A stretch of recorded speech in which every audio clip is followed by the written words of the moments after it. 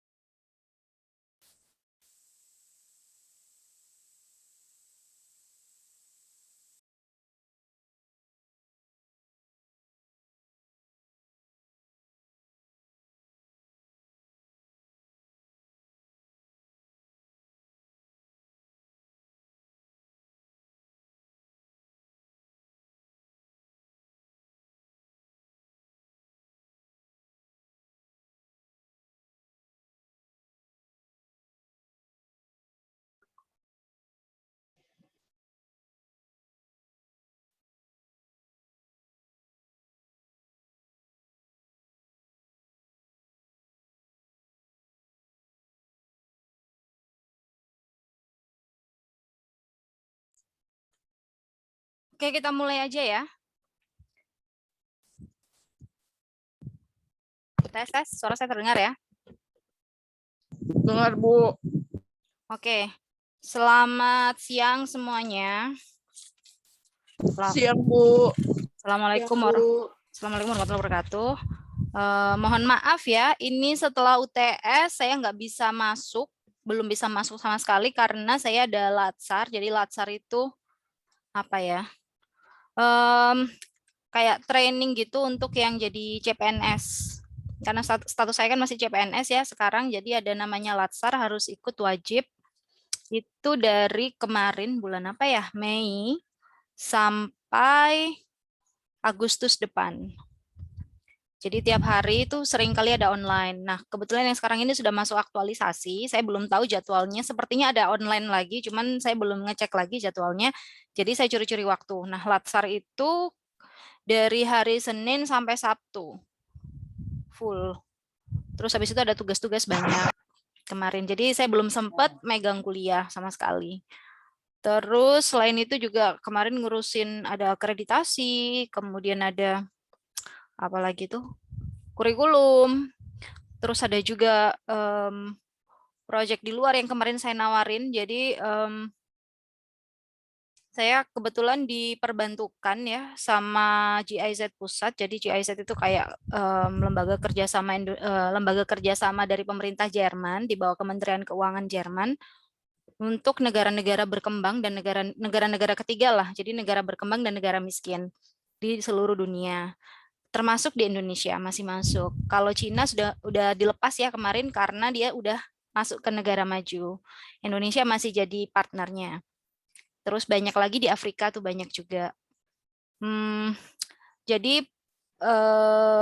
dari GIZ ini ada namanya program Felicity namanya. Itu untuk membantu kota-kota di Indonesia yang kira-kira sudah layak untuk menerapkan BRT ya. Jadi Bus Rapid Transformation System. Jadi kalau BRT itu kayak kalau misalkan pernah main ke Jakarta, naik MRT-nya kira-kira kayak gitulah, atau pernah ke Singapura, pernah ke Kuala Lumpur, yang sistemnya sudah integrasi, itu yang ditargetkan seperti itu kira-kira. Nah, termasuk Batam. Kemarin itu yang jadi program sebelum di Batam dan Makassar itu ada Pekanbaru, Bandung masuk juga, terus mana lagi ya? Solo. Ya 3 kota itu kayaknya. Semarang masuk juga. Nah, yang budgetnya gede kemarin itu di Semarang ya. Jadi pemerintah Kota Semarang itu mau mengalokasikan dana tahunan. Jadi kalau untuk operasional bis dan kawan-kawan itu kan kita butuh operasi ya tiap tahun ya. Jadi kalau misalkan ada bantuan nih, ada bantuan dari pusat, ada bantuan dari luar negeri untuk pembangunan bis. Jadi misalkan kita bikin trayek baru, koridor baru, kemudian reformasi bis-bis yang udah lama diganti dengan bis-bis baru yang ramah lingkungan gitu ya. Tapi kan kita tetap butuh operasional. Jadi misalkan untuk ngurusin bensinnya atau solarnya, kemudian untuk misalkan dia pakai bis listrik berarti dia juga harus ngurusin electricity-nya, perawatan, perbaikan. Itu harus ada, dana itu harus disediakan. Nah, di Semarang yang paling fantastis jumlahnya, jadi pemerintah Semarang bersama DPRD setempat itu mereka mau mengalokasikan dana 200 M per tahun untuk BRT. Jadi kalau nggak ada itu, nggak bisa jalan proyeknya. Itu yang terjadi di Jakarta. Jadi beberapa tahun yang lalu, awal tahun 2000-an, kacau ya sistem transportasi di Jakarta karena itu. Jadi dana perawatan, dana perbaikan, kemudian dana untuk operasional, misalkan untuk tenaga kerja, untuk cleaning service, petugas tiket, itu nggak ada. Nah, kalau yang sekarang udah gede banget alokasinya. Kemudian kemarin juga beberapa kali udah meeting sama Dishub, sama Sutrinama dan Indobas.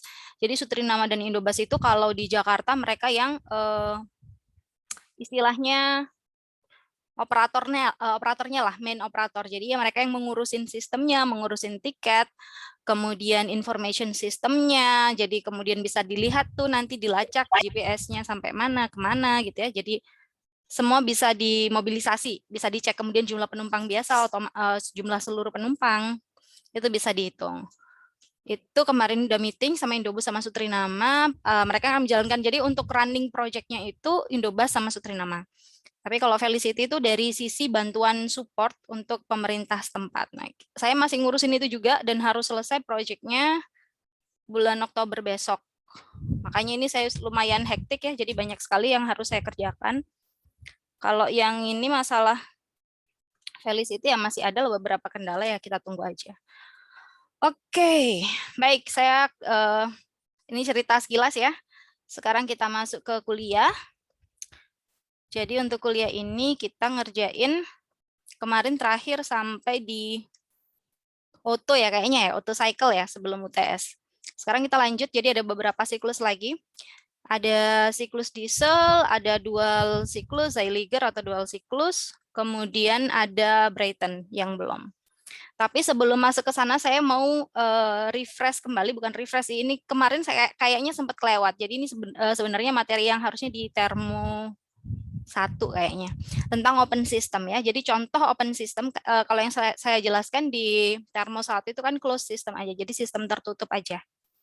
Nah, ada juga selain sistem tertutup ada sistem terbuka. Nah, sistem terbuka itu contohnya ada di turbin.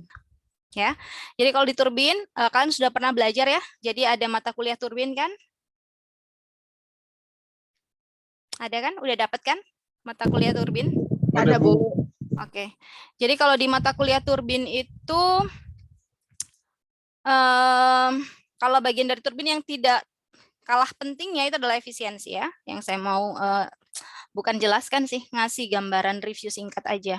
Jadi yang penting adalah salah satu yang penting adalah turbin efisiensi atau efisiensi turbin. Ini bukan efisiensi elektrik ya, tapi mekanik, tolong diingat. Mekanik atau thermal ya. Kalau di sini dibilangnya thermal. Baik. Jadi efisiensi thermal atau efisiensi mekanik dari turbin itu adalah actual turbine work. Jadi usaha real, usaha nyata kita bagi dengan isentropic turbine work. Kita bagi dengan usaha dalam kondisi isentropik. Jadi kalau dari kurva kita punya HS diagram. Jadi kalau yang kemarin yang kita kenalkan ada PV diagram, ada TS diagram, ada juga sebenarnya HS diagram. Jadi HS diagram itu apa? Entalpi dan entropi. Kalau kita lihat dari kurva entalpi dan entropi, kita bisa lihat ya di sini ada titik 1, ada titik 2. Titik 2 dipecah 2. Ini ada 2S, ada 2A. Kalau yang disebut dengan actual turbine work itu adalah garis horizontal yang diambil dari titik 1 dan titik 2A. Jadi ini ada tekanan ya, ada tekanan 1, ada tekanan 2, tekanan input, tekanan output, ada P1, ada P2. Kemudian P1 ini melalui garis pertama, melalui line pertama. Kalau P2 itu melalui line kedua. Nah, yang disebut dengan actual turbine work atau usaha aktual, usaha real itu adalah dari titik 1 ke titik 2A. Sedangkan kalau yang disebut dengan isentropic turbine work, masih ingat ya, isentropic itu entropinya sama. Berarti titik 1 akan sama dengan titik 2, 2S ya di sini. Nah, ini adalah isentropic turbine work. Jadi ini teorinya, ini realitanya. Kalau secara teori yang kita dapatkan ini, tapi secara realita yang kita dapatkan ini. Itu yang disebut dengan efisiensi termal di turbin. Sampai sini ada pertanyaan?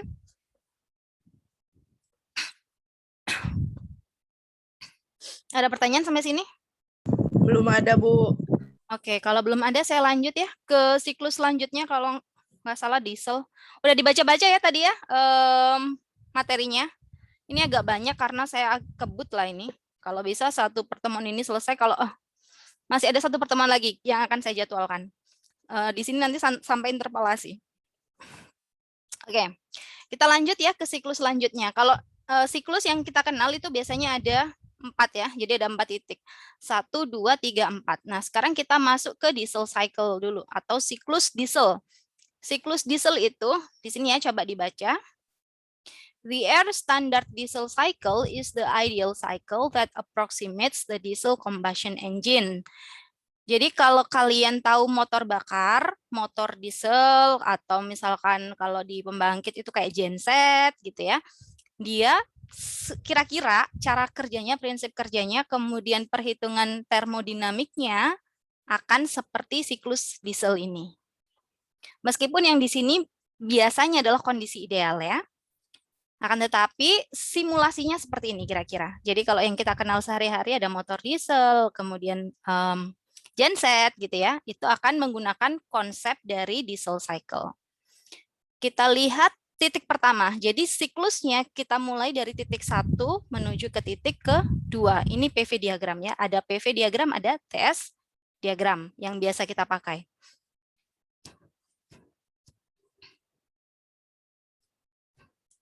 Oke, kemudian di sini ada istilah TDC sama BDC. Ada yang tahu apa ini TDC sama BDC?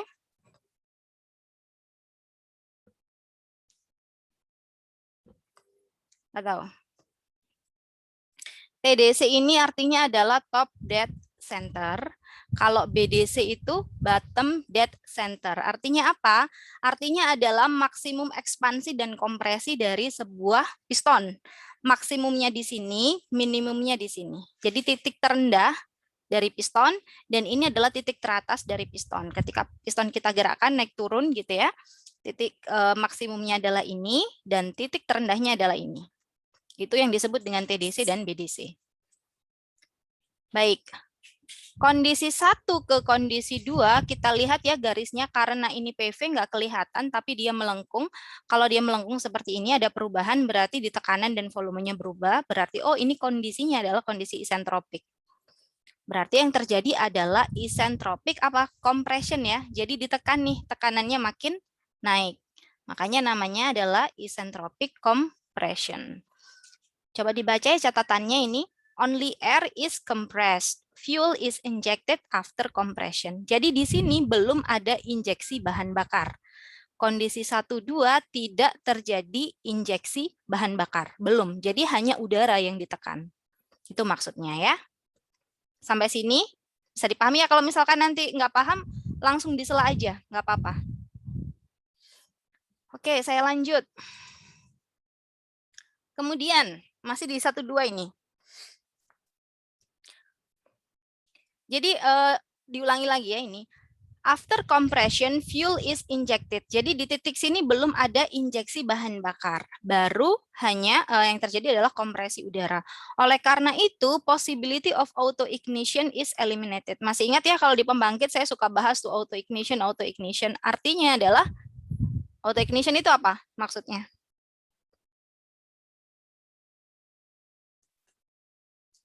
Auto ignition. Ayo.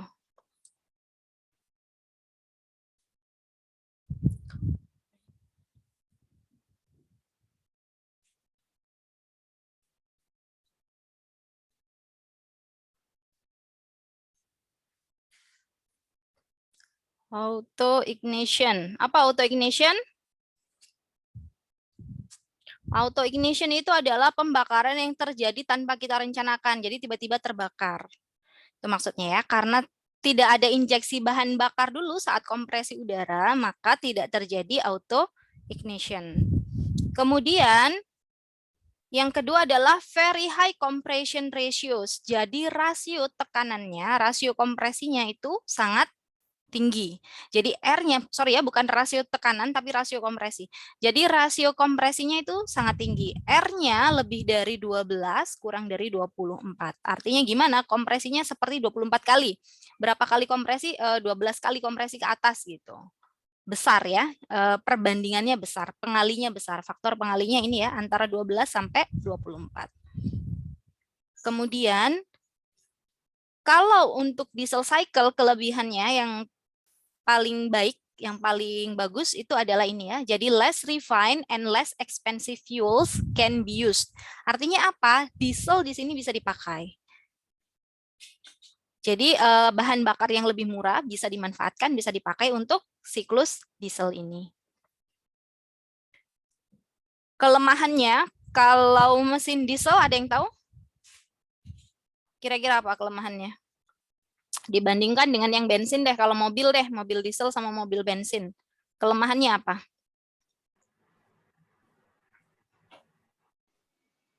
Pembakarannya lama ya, Bu? Enggak. Emisi ya. Emisinya itu lebih jelek. Jadi kandungan gasnya seperti karbon monoksida, pembakaran tidak sempurna ya. Karbon monoksida, kemudian bisa jadi ada NOx gas. Jadi kalau misalkan ada tuh sekarang banyak ya mobil-mobil yang menggunakan mobil diesel dengan klaim bahwa mobil ini akan memiliki emisi lebih rendah dibandingkan dengan mobil bensin, itu patut dipertanyakan. Karena secara karakteristik diesel akan menghasilkan emisi yang lebih buruk. Karena apa? Kualitas bahan bakarnya itu lebih rendah. Gitu. Contoh misalkan kalau pernah ngikuti kasusnya Volkswagen di Amerika Serikat, ada yang pernah tahu? Tahun berapa ya itu?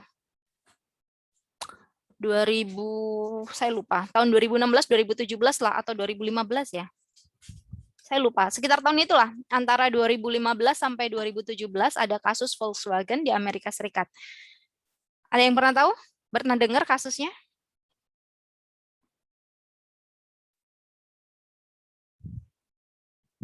Nggak pernah.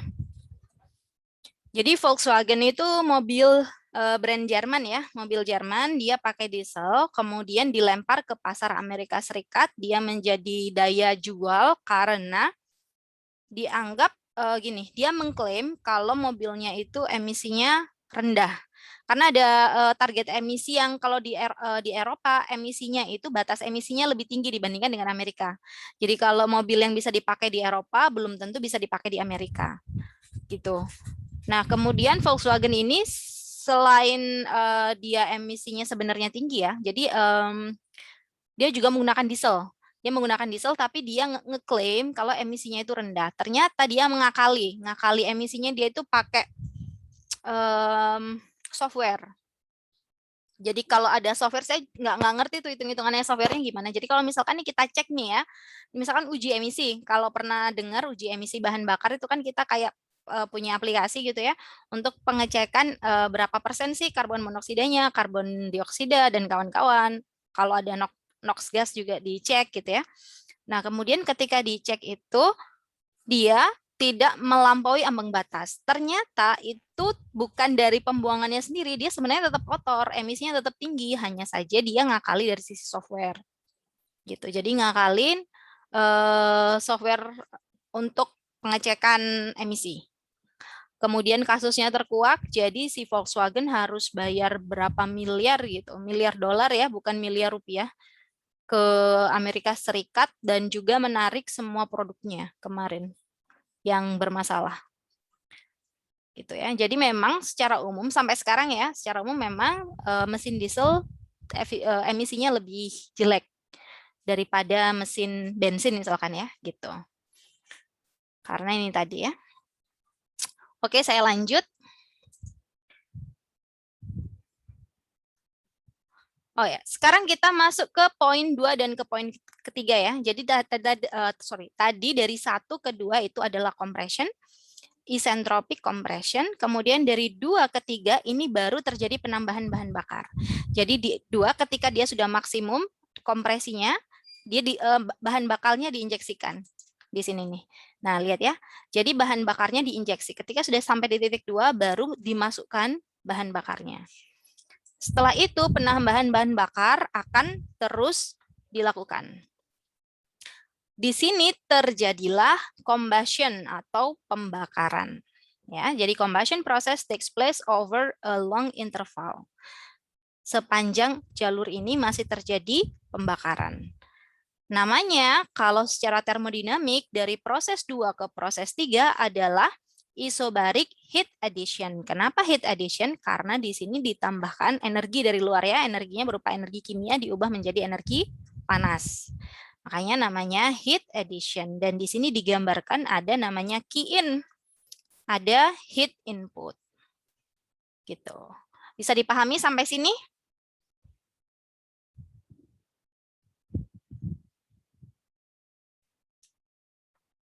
Nyimak nggak ini? Nanti makin ke belakang makin susah ya. Nyimak, Bu. Oke. Baik, Izin bertanya, Bu. silakan. Apa yang dimaksud dengan heat rate itu, Bu? Heat rate. Mana? Iya. Mana? Enggak, di pembangkit itu kan ada heat rate. Itu saya belum paham heat rate itu apa. Rate itu kayak laju gitu, laju panas. Jadi lebih kayak ke laju pembakaran sih heat rate-nya. Tergantung satuannya apa. Ada satuannya enggak? Apa yang mau dicari? Nah, itu jadi lebih ke laju pembakaran. Jadi laju pembakaran itu bisa mengamati banyak ya. Kalau dari laju pembakaran yang bisa kita amati apa? Pertama, konsumsi bahan bakar. Otomatis juga larinya kalau terjadi pembakaran, ada heat ya, ada panas yang terbentuk, berarti kita juga bisa mengamati total energi yang dikeluarkan. Jadi ada usaha. Usaha kita tahu nanti berarti larinya ke daya. Gitu. Jadi biasanya, nggak selalu ya, biasanya energi yang masuk akan sebanding dengan energi yang keluar. Artinya apa? Kalau semakin tinggi heat rate-nya, berarti daya yang dihasilkan akan semakin besar. Larinya ke sana sih. Tapi parameternya banyak. Tergantung nanti dilihat dulu satuannya apa yang mau diamati. Misalkan kalau di PLTU, kalau heat rate bisa jadi hubungannya nanti sama fluidanya. Berarti hubungannya sama air. Bisa jadi. Atau sama entalpi, sama entropinya bisa juga. Kalau gas harusnya lebih simpel. Oke, makasih, Bu. Sama-sama. Baik, kita lanjut ya dari proses 2 ke setelah proses 2 ke 3. Jadi ini isobarik, ada apa? Ada penambahan bahan bakar, berarti ada heat addition di sini. Kemudian lanjut ke proses berikutnya ya. Jadi ada proses 3 ke proses 4. Ini ada ekspansi ya. Kalau di sini tadi ada kompresi, berarti lawannya adalah ekspansi. Tekanannya berkurang, volumenya bertambah. Karena melengkung gini ya, karena ini PV diagram, nggak kelihatan nih, entropinya nggak kelihatan, tapi kalau melengkung gini di PV diagram, kemungkinan besar kalau nggak isotermal, ya isentropik. Cuman 2 itu kemungkinannya. Kalau di diesel cycle tidak ada isotermal ya, jadi ini adalah isentropik. Karena ini ekspansi dan isentropik, berarti namanya adalah isentropic expansion. Jadi ngembang nih, udaranya tadi yang dikompres. Nih ya, udaranya tadi yang dikompres, sekarang dari titik 3 ke 4, dia balik lagi ke bawah, mengembang. Gitu ya. Kemudian yang siklus terakhir berarti 4 ke 1 ya. 4 ke 1 itu kayak gini. Dia bukan isobarik, coba dilihat ya. Bukan isobarik, tapi isokorik atau volumenya yang sama. Ya, kalau di sini ada heat addition tadi, penambahan panas, ada penambahan fuel bahan bakar, berarti di sini ada rejection. Masih ingat ya hukum kedua termodinamik dari Clausius-Rankine, dari Clausius-Kelvin, bahwa ada energi yang masuk harus ada yang dikeluarkan. Gitu ya, itu hukum kedua dari si Clausius. Berarti di sini adalah heat rejection, ada pengeluaran panas, namanya key out ya. Jadi ini key in, ini key out. Kalau di sini W in, ada usaha yang masuk ya, berarti di sini adalah W out. Coba kita lihat ya. Nah ini ya, 3 ke 4 ini W out. Ada usaha yang keluar ini ya. Jadi ini panas, ini usaha. W out berarti di sini adalah W in. Kalau di sini adalah key out berarti di seberangnya adalah kalau di sini adalah key in, berarti di seberangnya adalah Q out ya. Jadi energi panas masuk, panas keluar gitu. Nah, ini siklus lengkapnya ya kayak gini ya. Jadi 1 2 3 4 1. Ini adalah isentropik, ini adalah isobarik, ini isentropik lagi, dan ini adalah isoborik. Ini untuk diesel cycle ya. Jadi karakteristik tiap siklusnya berbeda-beda. Kalau lupa coba dibuka kemarin yang Carnot dan yang Otto, pasti sedikit berbeda dengan ini. Sama 4 siklus juga, tapi ada perbedaan. Baik, sekarang kita, oh ya, ini tadi kan PV diagram ya. Dari PV diagram ini kita bisa juga menerjemahkan ke TS diagram. Kalau masih ingat, 1, 2 itu isentropik, 3, 4 juga isentropik. Berarti di sini 1, 2 garis lurus ya, karena S-nya sama, entropinya sama. 3, 4 entropinya juga sama, berarti garis lurus. Nah, untuk yang isokorik dan isobarik itu garisnya melengkung. Jadi kalau gambar ini dan gambar ini jangan salah ya, kelihatan gambarnya berbeda tapi ini diagram yang sama.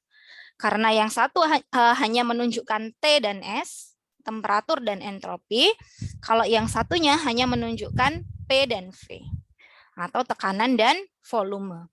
Ada lagi yang satu entalpi dan entropi, HS diagram, tadi yang di turbin itu, tapi itu jarang kita pakai. Yang sering kita pakai dua ini. Oke? Bisa ya? Ada chat. Bentar. Oke, kita lanjut. Kemudian, nah ini masuk ke perhitungan ya. Perhitungannya saya sendiri juga nggak hafal, cuman bisa di logika aja ya. Jadi kalau karakteristik tambahan yang ada di diesel cycle itu ada namanya cut-off ratio. Cut-off ratio itu kita sebut sebagai RC ya.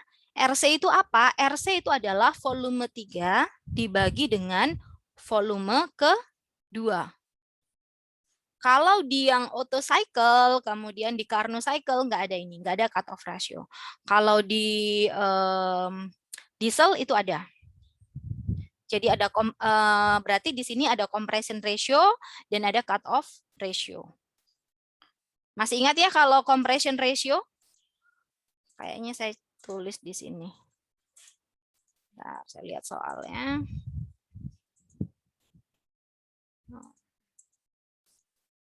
Oh, nggak saya tulis. Nanti buka-buka lagi lah ya untuk compression ratio.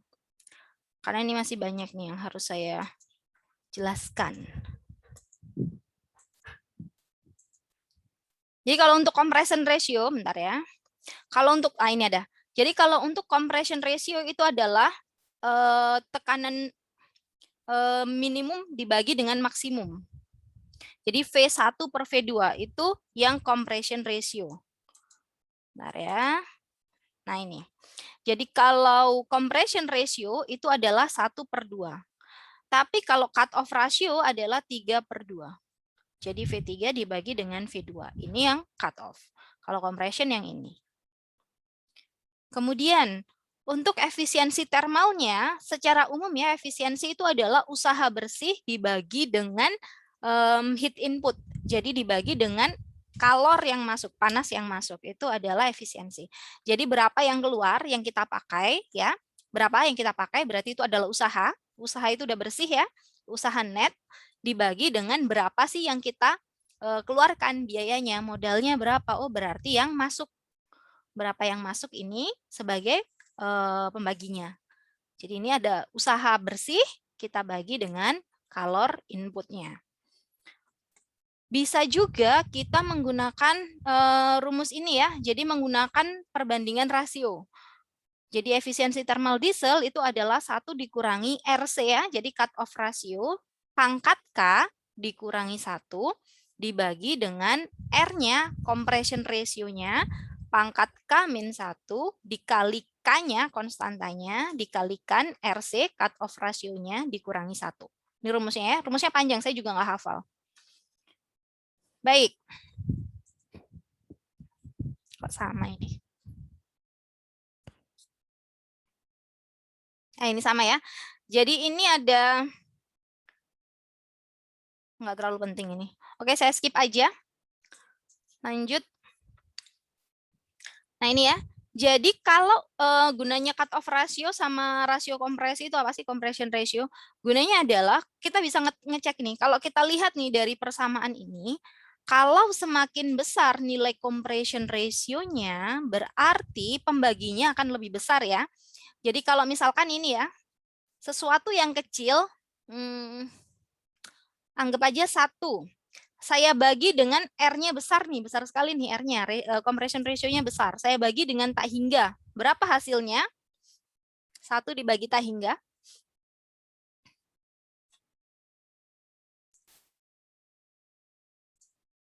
Ayo, berapa? 1 dibagi tak hingga.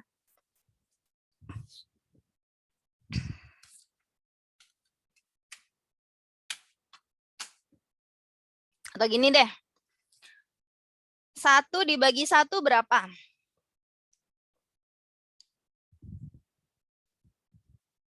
Ayo, berapa? 1 dibagi 1. 1, Bu. 1, Bu. 1. Sekarang kalau 1 dibagi 100. 0,01. Ya, seterusnya ya. Berarti kalau saya punya 1, saya bagi angka yang sangat besar, dia akan mendekati 0 ya, Bu. 0. Ya, jadi 1 dibagi tak hingga itu 0. Ya. Berarti kesimpulannya semakin besar R-nya, oh berarti nilai ini semakin kecil. Kaitannya apa dengan efisiensi? 1 dikurangi sesuatu yang sangat kecil mendekati 0 akan mendekati 1 gitu ya. Berarti semakin besar rasio kompresinya akan semakin besar efisiensi termalnya. Gitu. Jadi kita butuh rasio kompresi yang bagus, yang tinggi. Kalau ingin efisiensinya tinggi. Sebaliknya, kalau kita cut off rasionya yang besar, nih cut off rasio di atas ya, ada yang di atas nih. Jadi yang di atas itu pembagi atau pembilang? Penyebut ya, penyebut ya. Jadi ini sebagai penyebut. Kalau ini nilainya semakin besar, sesuatu yang besar akan dibagi dengan sesuatu gitu ya. Misalkan saya punya yang di bawah 2. Saya yang di atas adanya nilainya tak hingga. Berarti tak hingga dibagi sesuatu yang kecil, hasilnya akan tak hingga. Berarti kalau RC-nya semakin besar, kalau cut off rasionya semakin besar, efisiensinya justru akan semakin kecil. Itu maksudnya ya. Bisa dilihat ya di sini gambar ini. Jadi ini adalah yang warna biru ini adalah typical compression ratio for diesel engines. Jadi untuk mesin-mesin diesel rata-rata compression ratio-nya ada di sini nih.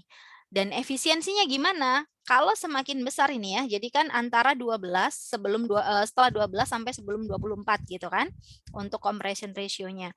Semakin tinggi compression ratio-nya, maka efisiensinya akan semakin besar dengan catatan cut off rasionya kecil. Contoh ya di sini ya, misalkan saya punya rasio kompresinya 23. Kemudian saya punya cut off rasionya 1. Kita lihat efisiensinya ada di 0,7. Tetapi kalau misalkan cut off rasionya naik jadi 2, sementara compression ratio-nya tetap 23, maka efisiensinya turun nih ke sini nih sekitar 0,65. Turun 0,5. Ya 0,5 atau 50% turunnya efisiensinya. Gitu ya. Bisa dipahami ya sampai sini? Bisa dipahami ya? Ini kaitannya antara compression ratio dengan cut off ratio.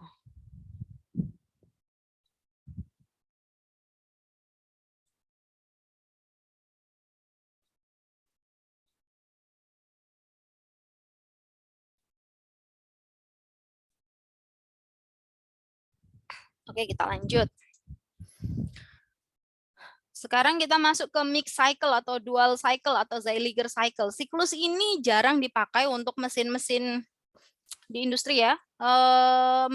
Dia ini efisiensinya bisa sangat tinggi ya. Jadi di atas 50% efisiensi normalnya. Kalau mesin lain tuh mungkin 30-35% normalnya ya tanpa bantuan. Tapi kalau ini dia langsung di atas 50% efisiensinya. Dipakainya di mana? Di F1, Formula One pakai ini. Jadi saya tidak akan menjelaskan terlalu jauh, hanya akan menunjukkan bedanya di mana. Kalau siklus lain dia cuma ada 4 poin, kalau di mixed cycle atau dual cycle atau Zeiliger cycle, dia ditambah 1 poin. Jadi ada titik kelima untuk meningkatkan efisiensi tadi. Jadi dari 1 ke 2, tidak langsung ke 3, tapi belok dulu nih, lurus, belok, baru balik lagi, gitu ya. Jadi dari 1 ke 2, 2 ke 3, 3 ke 4, baru 4 ke 5. Di sini isentropik, 2, 3 apa? 2 ke 3 apa ini? Isobarik. Isokorik ya, volumenya yang sama. Jadi nggak langsung ke isobarik, tapi ke isokorik dulu. Gitu ya. Kemudian setelah itu baru isobarik, balik lagi isentropik, setelah itu isokorik lagi. Jadi ada 5 titik. Itu ya, dan efisiensinya ini. Saya nggak mau jelasin lebih detail, takut pusing nanti ya untuk ngerjain soalnya. Jadi cukup tahu aja, mixed cycle. Baik, saya lanjut. Berikutnya ini di turbin gas ya, biasa dipakai.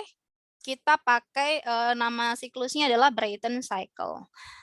Coba dibaca ini ya. Jadi R standard ideal cycle approximation for the gas turbine engine. Jadi ini adalah approximation, itu perkiraan untuk mesin gas turbin.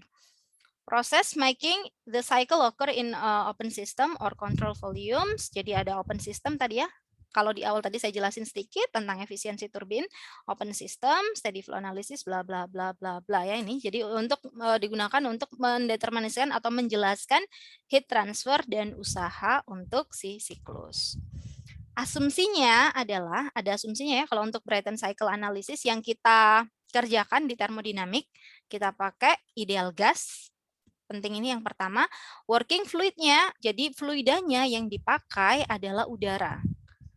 Kondisinya catatan ideal gas, ya, gas ideal. Kemudian specific heats are constant and will consider the cold air standard cycle. Berarti spesifiknya nanti ada di CV, CP, kemudian R-nya itu spesifik mengikuti aturan si ideal gas. Oke, kita lanjut ya.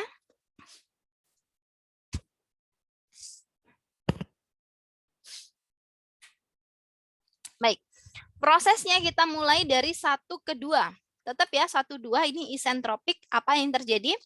Kompresi ya, ditekan udaranya berarti isentropic compression.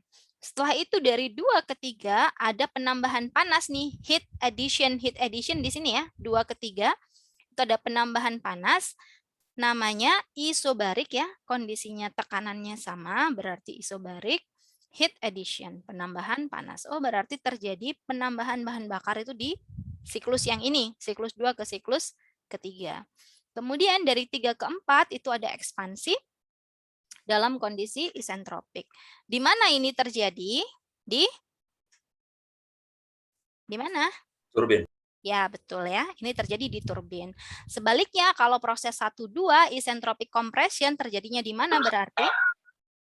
Kompresor. Ya, betul. Ini terjadi di kompresor. Kemudian setelah itu dari 4 ke 1 ada namanya heat rejection atau pengeluaran panas. Kondisinya apa? Kondisinya bukan isokorik ya. Tadi kalau dilihat yang diesel cycle 41 itu garisnya ke bawah gini. Isokorik. Bedanya dengan gas turbine cycle, kalau turbine cycle itu dia garisnya horizontal. Berarti isobarik. Itu bedanya dengan si diesel cycle. Ya. Sampai sini ada pertanyaan?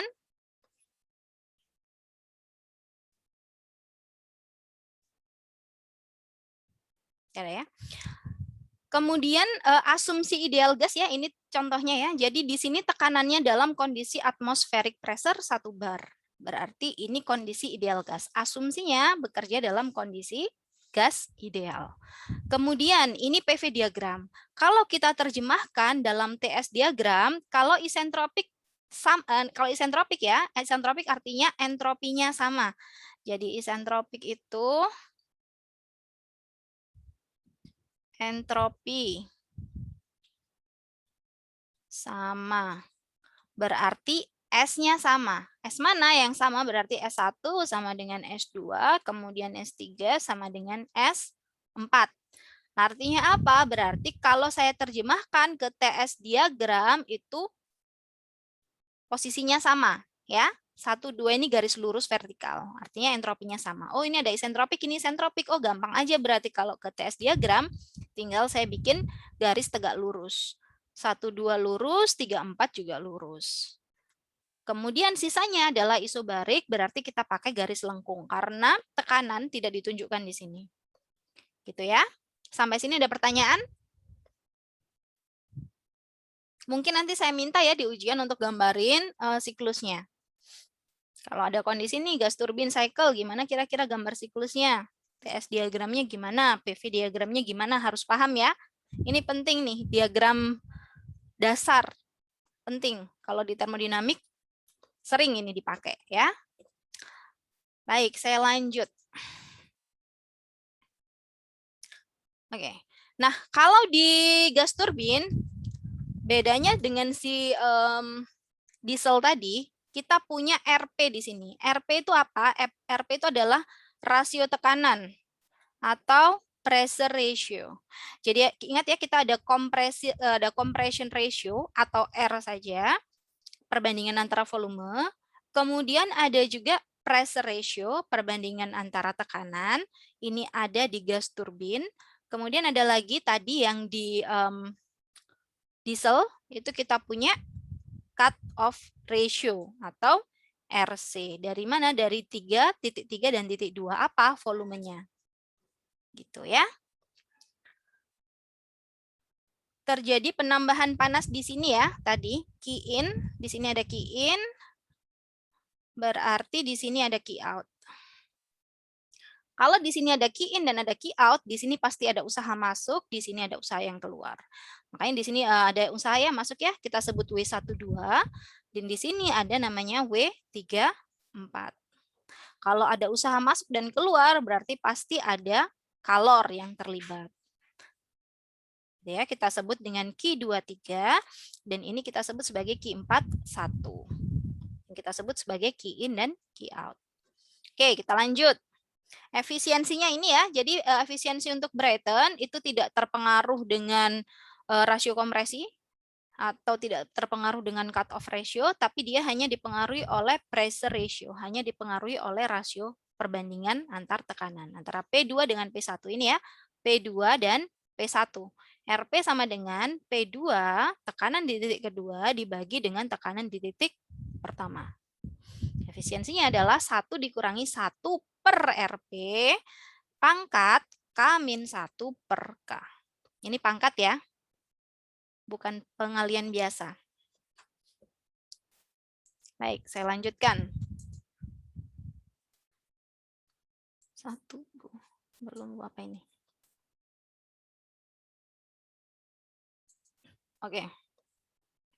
Ini tadi ada yang chat 1 Bu, belum Bu, ini maksudnya apa? 245. 4 menit lalu. Nanti kita ke soal ya, biar agak jelas. Tapi dikerjakan dulu, nanti kita bahas bareng-bareng. Kemudian ini ya, jadi typical pressure ratio, jadi tipikal itu apa? Umumnya gitu ya. Jadi rasio tekanan yang umum untuk turbin gas, jadi untuk mesin turbin gas, rasio tekanannya yang umum ada di angka ini ya, antara 5 sampai 20 untuk RP-nya. Kaitannya dengan efisiensi gimana? Kaitannya ini ya, kalau kita lihat ini RP di bawah, berarti semakin besar RP-nya otomatis akan menaikkan nilai efisiensi. Gitu. Karena ini di bawah ya, sebagai pembagi. Jadi kalau misalkan RP-nya 20, otomatis efisiensinya akan lebih tinggi daripada yang RP-nya cuma 5. Sampai sini ada pertanyaan? Oh, oke. Nggak ada, kita lanjut. Oh, langsung soal nih. Soalnya ada 2, sebenarnya ada banyak soal yang mau saya kasihkan untuk latihan, cuman saya takut waktunya nggak cukup. Jadi saya ambil 2 soal aja ya, semoga bisa mewakili dari semua soal gitu ya. Jadi yang pertama kita bahas untuk soal mesin diesel. Nih ya, diketahui awal kompresi dari siklus diesel standar memiliki tekanan 100 kilopascal, temperatur awalnya 310 Kelvin, rasio kompresinya 15, cut off ratio-nya 2, ditanyakan temperatur maksimum, tekanan pada akhir ekspansi, kemudian usaha net spesifik, dan efisiensi termal. Oke, diketahui untuk konstantanya 1,4 ya, berarti ideal. Kondisinya kondisi ideal. Silakan dikerjakan ya, butuh waktu berapa lama? Atau sekalian sama istirahat deh. Bentar.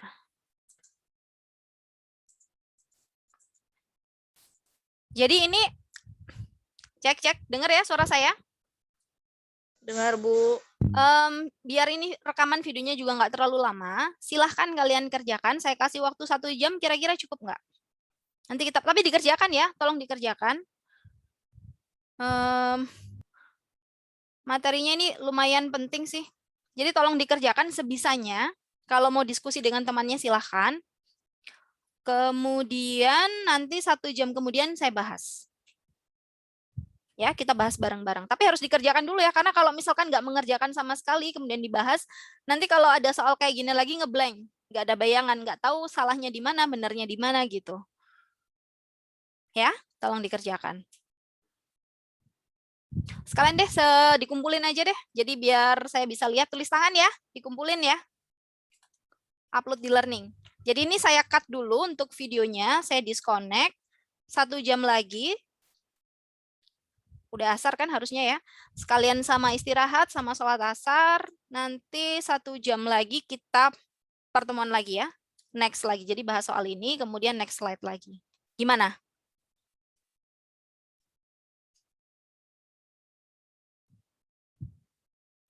Tuing. Siap. Oke ya. Kalau diam berarti setuju. Baik, kalau gitu saya akhiri dulu sampai sini. Di PDF yang saya kasih itu di learning juga ada soalnya, silahkan dikerjakan. Jadi ini yang dikerjakan, kemudian yang kedua ada ini. Ada yang Brayton cycle nih. Silahkan dikerjakan ya. Atau yang satu dulu aja deh. Satu dulu aja dikerjakan, takutnya nggak cukup 1 jam. Setelah itu nanti dikumpulkan, nanti kita setelah dikerjakan ini kita bahas, kemudian kita kerjakan soal yang kedua ini. Ya. Sekian dari saya. Selamat mengerjakan tugas.